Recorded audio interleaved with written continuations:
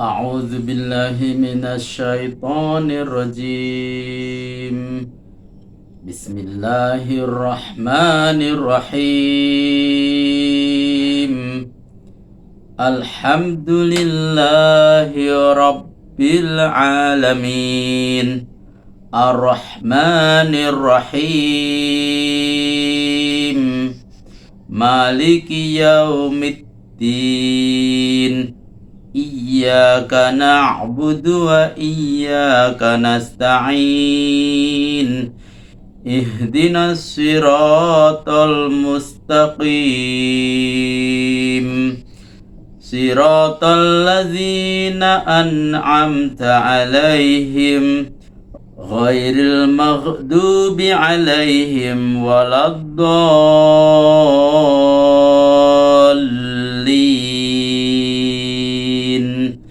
Amin. Al-Fatihah artinya pembukaan. Al-Fatihah merupakan surat pertama. Banyaknya ayat ada 7, semuanya turun di Mekah atau Makkiyah. Surat Al-Fatihah adalah bagian Al-Quran yang terdiri dari 3 ayat. Ada beberapa nama yang ditampilkan untuk surat ini yang termasyhur diantaranya sebagai berikut. 1. Ummul Kitab atau Ummul Quran atau Induk Alkitab atau Induk Al-Quran.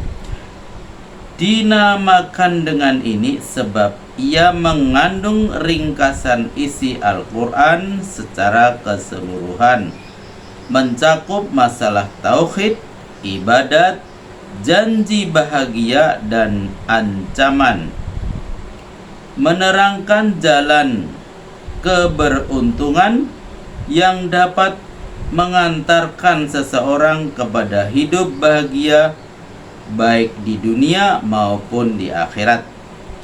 Di samping itu, ia mengandung juga sejarah umat-umat yang terdahulu, baik umat yang diberi nikmat maupun yang tidak. Kalau pada surat Al-Fatihah ini hal tersebut diterangkan secara garis besar, maka surat-surat yang berikutnya menerangkan secara terperinci. Yang kedua, Al-Fatihah atau pembukaan. Dinamakan dengan ini sebab surat ini menempati tempat paling awal dalam struktur penyusunan surat-surat dalam Al-Quran, dan merupakan surat pertama yang diturunkan secara lengkap, dan dengan surat ini pula Al-Quran dimulai. Yang ketiga, As-Sab'ul Masani atau 7 yang diulang-ulang. Dinamakan dengan ini sebab ayat-ayatnya yang berjumlah 7 ayat itu diulang-ulang membacanya pada tiap-tiap rakaat sholat. Bismillahirrahmanirrahim. Dengan nama Allah yang Maha Pengasih dan Maha Penyayang. Para sahabat, Rasul dan orang-orang yang mengikutinya telah sepakat menetapkan basmalah pada permulaan masing-masing surat dalam Al-Quran kecuali surat Bari'ah atau Baro'ah. Khusus pada surat Al-Fatihah ini, maka basmalah termasuk salah satu dari ayatnya. Allah Subhanahu wa ta'ala memulai pembukaan Al-Quran dengan basmalah untuk mendidik dan mengajari para hamba-hambanya membaca basmalah bila hendak memulai suatu pekerjaan baik yang perlu mendapat perhatian, daya upaya atau kodrat dengan mana manusia mampu berbuat, pada hakikatnya adalah karunia Allah. Manusia tidak akan mampu berbuat apa-apa bila Allah tidak mengaruniakan kodrat kepadanya. Oleh karena itu, bila manusia itu hendak berbuat sesuatu dengan kodratnya, seyukianya lah ia memulainya dengan nama Allah, yaitu Zat yang mengaruniakan kodrat itu kepadanya. Alhamdulillahi Rabbil Alamin.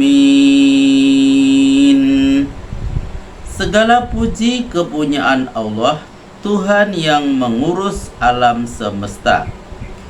Puji-pujian ialah sanjungan atas perbuatan kebaikan yang timbul dari perlakuan dengan ikhtiarnya sendiri dan ditujukan kepada Allah karena pemberian nikmatnya. Sifatnya jauh lebih umum dari ucapan lisan atau perbuatan anggota lainnya. Menurut sunnah, pujian yang setulus-tulusnya, yang timbul dari lubuk hati yang sedalam-dalamnya, adalah puncaknya syukur. Seseorang tidak akan bernama bersyukur kepada Allah kalau dia tidak memujinya atas pemberian nikmatnya. Yang berhak menerima pujian itu hanyalah Allah, sebab dialah sumber semua yang maujud. Dia yang menciptakan manusia, yang memberinya rizki, yang mengatur urusannya, yang mendidiknya, yang memeliharanya, yang mengembangkan pertumbuhan fisik dan kekuatan mentalnya, dan yang mengayominya. Allah yang menghiasi alam semesta dan yang memeliharanya dari permulaan sampai kesudahannya, serta mengilhaminya sesuatu dalam mana terkandung kelestariannya dan kerukunannya. Puji-pujian kepunyaan Allah yang telah mengaruniakan nikmat itu semuanya, dan bersyukurlah atas peluang yang diberikannya untuk mendayagunakan dan menghasilgunakan nikmat itu seluas-luasnya. Manakala seseorang mampu mendayagunakan dan menghasilgunakan nikmat itu seluas-luasnya, manakala seseorang mampu mendayagunakan dan menghasilkannya nikmat Allah itu sebaik-baiknya, sehingga dia mendapat sukses dalam hidupnya. Lalu karena kesuksesan itu dia dipuji orang, maka seyogyanya pujian itu diteruskan kepada Allah. Sebab pada hakikatnya ia mencapai kesuksesan itu berkat kodrat, kemauan keras, dan keterampilan yang dikaruniakan Allah kepadanya juga. Maka dalam hubungan ini patut direnungkan tanggapan Profesor Dr. Mulyono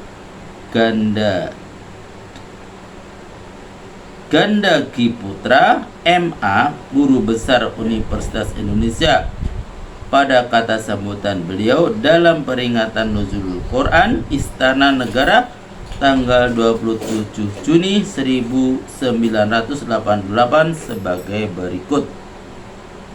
Mengapa manusia memanjatkan puji-pujiannya kepada manusia lainnya, atau dia sendiri ingin dipuji, padahal ia tahu dan membaca setiap hari bahwa puji-pujian itu kepunyaan Allah. Kita lanjutkan pada video berikutnya.